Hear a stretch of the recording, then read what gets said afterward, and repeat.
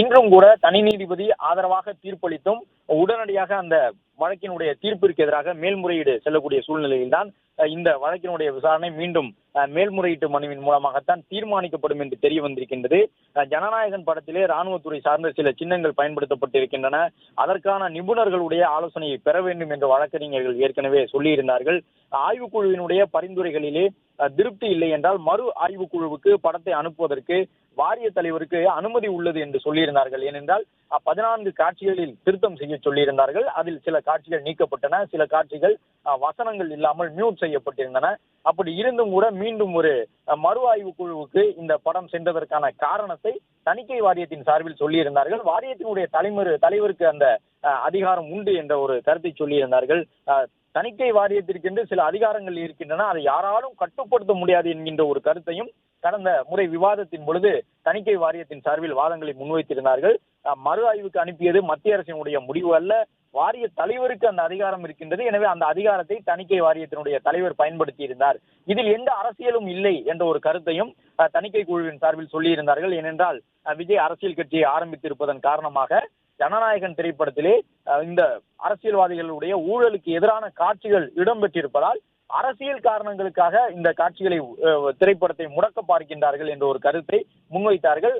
அப்பொழுது விசாரணையின் பொழுது எதிர்த்தரப்பில் ஆஜராகி இருந்த வழக்கறிஞர்கள் இது தணிக்கை வாரியம் என்பது மத்திய அரசுக்கு உட்பட்டதாக இருந்தாலும் கூட மத்திய அரசோ பிரதமரோ சொல்லி இந்த நடவடிக்கையை தணிக்கை வாரியம் மேற்கொள்ளாது, தணிக்கை வாரியத்தினுடைய தலைவர் தன்னுடைய அதிகாரத்திற்கு உட்பட்டு எடுக்கக்கூடிய நடவடிக்கைகள் தான் இவை என்ற ஒரு கருத்தை சொல்லியிருந்தார்கள்.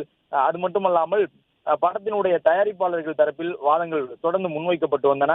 திரைப்படத்தை பார்த்த உறுப்பினர்கள் பரிந்துரைகளை மட்டுமே அளித்திருக்க முடியும், புகார் அளித்திருக்க முடியாது, இங்கு என்ன நடக்கின்றது என்று தெரியவில்லை என்றெல்லாம் சொல்லியிருந்தார்கள். வழக்கமாக தணிக்கை வாரியத்தினுடைய உறுப்பினர்கள் திரைப்படத்தை பார்க்கும் பொழுது அதில் ஒரு சில காட்சிகள் நெருடலாக இருந்தால் படத்தினுடைய தயாரிப்பு நிறுவனத்திற்கு சொல்லி அந்த காட்சிகளிலே திருத்தம் செய்யுங்கள் என்று சொல்லுவார்கள்.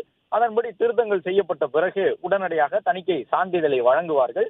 அந்த அடிப்படையில் தான் 14 காட்சிகளிலே திருத்தங்கள் வேண்டும் என்று விஜயினுடைய ஜனநாயகன் திரைப்படம் தொடர்பாக தணிக்கை வாரியம் சொன்னது. அதன் அடிப்படையிலே சில காட்சிகளில் திருத்தங்களையும் செய்து விட்டார்கள். அப்படி இருந்தும் தணிக்கை சான்றிதழை வழங்கவில்லை. ஏனென்றால் புகார் வந்திருக்கின்றது என்று சொன்னார்கள். வழக்கமாக தணிக்கை வாரியத்தினுடைய உறுப்பினர்கள் நேரடியாக தலையிட்டு ஒரு திரைப்படத்தினுடைய காட்சிகளுக்கு எதிராகவோ திரைப்படத்திற்கு சான்றிதழ் வழங்கக்கூடாது என்றோ புகார் அளிக்க மாட்டார்கள். வேறு ஏதேனும் அமைப்புகள் மூலமாகத்தான் புகார்கள் வரும். அந்த புகார்களை அடிப்படையாக வைத்து அதில் உண்மைத்தன்மை இருந்தால் அது ஏற்றுக்கொள்ளப்படும், இல்லை என்றால் படத்தினுடைய வெளியீட்டுக்கு எந்த தடையும் இல்லை என்று தணிக்கை வாரியம் சொல்லிவிடும். ஆனால் இந்த வழக்கை பொறுத்தவரை தணிக்கை வாரியத்தினுடைய உறுப்பினர்களே புகார் அளித்து விட்டார்கள். உறுப்பினர்களை பொறுத்தவரை படத்தை பார்த்துவிட்டு பரிந்துரைகளை மட்டும்தான் செய்ய முடியும், புகார் அளிக்க முடியாது. அதற்கான அதிகாரம் அவர்களுக்கு இல்லை. ஆனால் ஜனநாயகன் என்ற திரைப்படம் வரும்பொழுது மட்டும் அந்த அதிகாரத்தை தணிக்கை வாரியம் எடுத்துக்கொண்டு விட்டது என்பது தாவேகா சார்பில் ஆஜராகியிருந்த வழக்கறிஞர்கள், அதாவது இந்த படத்தினுடைய தயாரிப்பு நிறுவனம் சார்பில் ஆஜராகியிருந்த வழக்கறிஞர்களுடைய கருத்தாக இருந்தது. இந்த நிலையில்தான் குழுவினுடைய உறுப்பினர்களே தற்பொழுது புகார்தாரர் ஆகிவிட்டார்கள். இது எப்படி நடந்தது என தெரியவில்லை என்று ஏற்கனவே வாதங்களை இந்த திரைப்படத்தினுடைய தயாரிப்பு நிறுவனம் சார்பில் ஆஜராகியிருந்த வழக்கறிஞர்கள் முன்வைத்திருந்தார்கள்.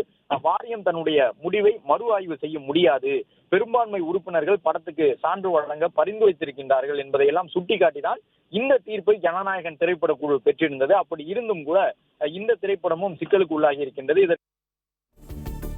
பிளே ஸ்டோர் மற்றும் ஆப் ஸ்டோரில் இருந்து பாலிமர் செயலியை QR கோடு மூலம் பதிவிறக்கம் செய்யுங்கள்.